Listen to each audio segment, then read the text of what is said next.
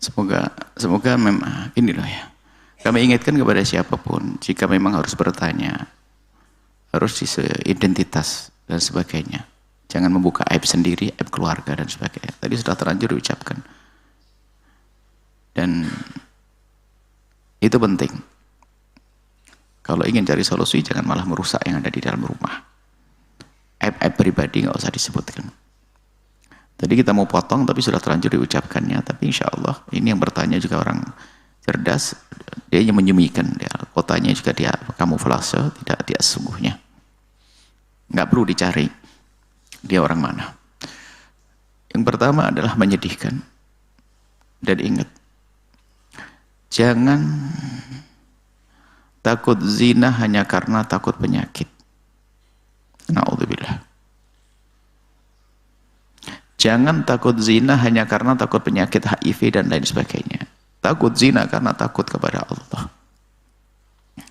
Kalau orang takut zina hanya karena takut penyakit, bisa saja seorang laki-laki berzina dengan perempuan asalkan dia bersih. Bahkan mungkin cari yang perawan-perawan semuanya. Yang penting berzina. Sehat, aman, korbannya banyak. Jadi orang jangan takut berzina hanya karena takut penyakit, tapi karena takut Allah. Kalau penyakit bisa diantisipasi dengan menggunakan alat kontrasepsi, kondom dan sebagainya, macam-macam. Atau na'udzubillah, yang dizinai adalah perempuan-perempuan sehat dan dianya sudah nggak benar. Nasihat pertama itu. Kemudian, tidak semua orang kena HIV adalah pezina. Bisa jadi tertularan karena dari darah, supaya kita tidak punya prasangka buruk kepada semua orang kena HIV. Ada seorang perempuan kena HIV, tapi dia tidak pernah kenal perzinaan. Seorang perempuan, dia bersedih sekali. Dia punya anak dalam perutnya, di kandungannya, selamat anaknya, tapi dia positif HIV. Tapi dia bukan seorang pezina. Ternyata Pak, tertular dari suaminya. Perempuan yang sangat soleha. Bisa saja masalah darah, makanya untuk darah dari bekas jarum sontek atau apa dari aliran darah, ada sebab-sebab selain daripada hubungan seks. Makanya tidak semua yang kena HIV langsung hati-hati, jangan prasangka buruk kepada mereka. Orang kena HIV langsung kena AIDS, langsung berzina, belum tentu. Ini harus diperhatikan. Jangan sampai naudzubillah kita prasangka buruk kepada orang-orang yang kena HIV sudah dia sakit, atau malah kita prasangka buruk pada mereka. Yang ketiga, bagi siapapun yang kena virus HIV, Anda hendaknya tahu diri. Semoga dengan virus itu adalah kalau memang dia pendosa, itu sebab diampuni dosanya oleh Allah. Kalau memang dia tidak bersalah, tiba-tiba kena HIV, berarti mau diangkat derajatnya. Akan tapi ingat, jangan diam-diam malah menyebarkan. Lalu berbuat zina dengan siapa saja dan tidak peduli kalau orang kena penyakit. Maka di saat orang punya HIV, ternyata begitu mudah dia menyebarkan ke sana kemari, dosanya double. Yang pertama mau diampuni, dia tambah dosa lagi. Ini bagi yang kena HIV, makanya perlu pembekalan bagi mereka. Kita ingatkan kepada semua yang kena HIV, penyakit itu kalau orang menyadari dan itu dari Allah kemudian dia sabar, itu menghapus dosa. Karena penghapus dosa, seandainya mau menikah harus terus terang kalau dia punya HIV, agar di saat berhubungan suami istri pakai alat supaya tidak saling menularkan. Dan kita mengetahui beberapa orang yang seperti itu dan menikah tapi dengan berkejujuran, sehingga harus berhati-hati pakai, mohon maaf, ada alat sebagai petunjuk dari dokter, sehingga hubungan suami istri berjalan tapi tidak saling menularkan. Seperti itu. Ini masalah, saya bahas masalah ini dulu. Jadi 3 hal ini harus perhatikan. Sebab kadang orang putus asa, biarin deh saya kena, biarin semua orang kena. Akhirnya zina dengan orang, kena lagi. Yang dizinai kena lagi, dizinai kena lagi. Dosanya numpuk-numpuk. Dan yang keempat adalah waspada juga. Biarpun tadi kami sampaikan takut zina itu karena Allah, bukan karena takut penyakit. Maka harus waspada, na'udzubillah. Jangan mudah kamu terpesona urusan zina-zina. Ini na'udzubillah. Dosa adalah zina, zina adalah hina. Dan ingat, hubungan seks itu seperti orang makan. Lapar, pada waktunya akan datang, lapar salapar.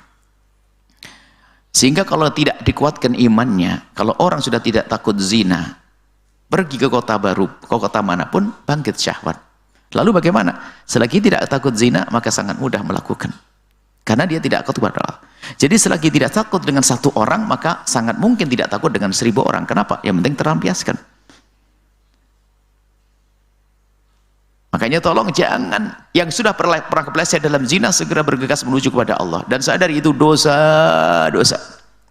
Tapi yang tidak takut kepada Allah, yang berani dengan satu laki perempuan, maka dengan 1000 perempuan tidak ada masalah. Yang penting syahwatku terlampiaskan. Kalau pasangan misalnya, kata tadi seorang wanita yang bertanya, ada keraguan. Ya, gimana tidak ragu? Kalau suaminya sudah tidak takut kepada Allah, sangat mungkin melakukan dengan banyak orang. Nah makanya perlu tingkat rasa takut kepada Allah. Kalau seandainya belum menikah, sang perempuan itu belum menikah, tentu kita kasih pemahaman tidak perlu menikah dengan orang yang seperti itu. Kenapa? Di samping bahaya, urusan bahaya penyakit, itu kan sederhana, masalah penyakit itu mengangkat derajat. Akan tapi lebih dari itu adalah yang biasa. Makanya sampai dikatakan, kalau orang biasa melakukan haram zina, 1000 wanita nggak cukup, dia merindu yang ke 1001. Sudah 1000 wanita dizinai, dia mencoba ingin yang ke 1001. Tapi orang yang takut haram, halal yang dimiliki adalah segala-galanya. Dia akan melirik kepada yang lainnya. Maka hati-hati, jangan berurusan dengan orang yang berzina, karena dia sudah mengkhawatirkan. Tapi ingat, tidak boleh juga kita suudzon terus, kan orang bisa tobat.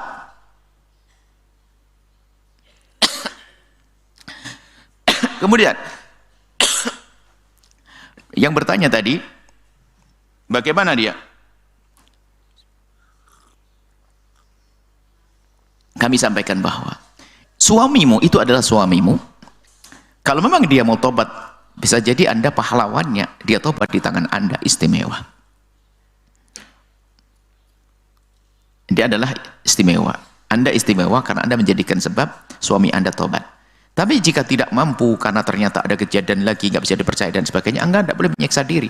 Sebab dalam Islam itu, seorang suami yang fasik, pelaku dosa besar, minta cerai nggak dosa. Tapi Anda harus mempertimbangkan juga, di saat Anda menjadi janda, apakah Anda mampu menahan dosa, menahan zina? Jangan sampai di saat punya masalah dari suaminya, dia nggak kuat dengan suaminya, sehingga hubungan suami istri pun menjadi dingin, dia nggak tertarik, karena memang ada masalah dengan suami, lalu dia buru-buru minta cerai. Pas lagi cerai, plong, syahwatnya bangkit, zina. Maka punya suami sambil ditempeleng setiap hari lebih bagus daripada menjanda lalu berzina. Ingat, zina adalah hina. Makanya di saat ada perempuan bicara tentang cerai, entar dulu, apakah Anda mampu di saat menjanda menjaga kehormatan Anda? Ini harus betul. Kalau nggak mampu, hati-hati. Jangan gampang dikit minta cerai. Menjanda nggak gampang. Apalagi mohon maaf, syahwatnya bangkit. Syahwatnya kuat. Melakukan kehinaan. Ada pintu halal kok. Kemudian dia bertanya adalah, mau menikahi dengan laki-laki yang kenalnya adalah waktu dia masih punya suami. Ya, Anda salah, Anda berkhianat. Nah inilah bahayanya. Masih ada suami, ternyata dia mencoba-coba berkomunikasi biarpun tidak sampai melakukan zina. Itu bahaya juga. Makanya kepada wanita, jika Anda kesel, keluh kesah dan sebagainya, jangan mengalihkan dengan cara yang haram. Itu akan terus berkembang. Ada sebagian perempuan, dia cekcok dengan suaminya, pelampiasannya telepon-teleponan dengan laki-laki, hancur dia, kebodohan, khianat. Tapi suami saya juga begitu, itu umpan setan. Dan jangan Anda menjadi seperti dia dong. Masa gara-gara suaminya selingkuh lalu selingkuh, bisa kan, ngapain juga kamu tahan-tahan suami selingkuh, kamu selingkuh juga, itu kan iblis. Dan ini ada kebodohan, dan akhirnya menikmati betul, sama suamiku tidak pernah mendapat kelembutan, ini saya telepon nikmat banget, senang banget, ketawa-ketawa dan sebagainya, terjerumus dia. Dan itu bisa saja terjadi. Makanya haram tetap haram, hati-hati. Jangan sampai gara-gara suaminya melakukan kehinaan, malah terjerumus dengan cara yang berbeda. Baik, kemudian kalau seandainya harus bercerai, karena memang tidak kuat karena suaminya tidak berubah-ubah, ya sah saja perceraian dan Anda tidak dosa. Adapun menikah dengan laki-laki tersebut, halal menikah daripada naudzubillah zina, mengerikan. Apalagi komunikasi yang nggak ada hubungan halal haram, bahaya. Menikahlah. Adapun jika ternyata memang yang memicu perceraian Anda adalah Anda kayaknya gini maksudnya, dia merasa bersalah. Jangan sampai, padahal fokusnya tidak ini, dia memfokuskan gini, kalau seandainya saya menikah dengan laki-laki itu, kan kenalanku dengan dia, sambungku dengan dia waktu aku masih punya suami. Apakah aku akan dicatat pengkhianat sepanjang masa? Itu. Karena aku mau menikah dengan laki-laki itu, bibitnya tumbuh di saat saya masih punya suami. Maksudnya begitu. Ya, itu sebuah kesalahan bagi Anda. Akan tapi, jika ternyata Anda menjanda, segera mencari yang halal, itu hal yang baik. Apakah dengan laki-laki itu atau yang lainnya? Belum tentu dengan laki-laki itu. Dan belum tentu juga laki-laki itu mau pada akhirnya. Yang jelas, bagi siapapun yang menjanda, ingat pintu halal, pintu halal. Jangan mencoba yang haram, biarpun hanya sekedar komunikasi. Sebab namanya zina itu gak ada langsung tutup poin zina, gak ada. Yuk zina, gak ada. Mana ada zina itu? Itu kan sapi sama kambing, gak pakai ngomong. Kalau manusia enggak, telepon dulu, video call, ngomong enak, zina pada akhirnya. Semoga Allah menjaga kehormatan kita semuanya, kemuliaan kita semuanya. Baik, itu saja. Semoga Allah menjaga saudari kita yang bertanya, tetap sehat, suaminya tobat. Setelah itu indah. Sudah. Setelah itu kami ingatkan, jangan dibahas masa lalu Anda. Masa lalu suami yang lalu biar berlalu. Allah Maha Kasih. Kalau orang mau tobat, biarkan selesai. Tidak usah Anda ungkit-ungkit tentang dosa masa lalu sang suami. Allah alam bisawab. Setelah Anda menyaksikan video ini, jangan lupa berselawat kepada baginda Nabi Muhammad sallallahu alaihi wa alihi wa sahbihi wasallam.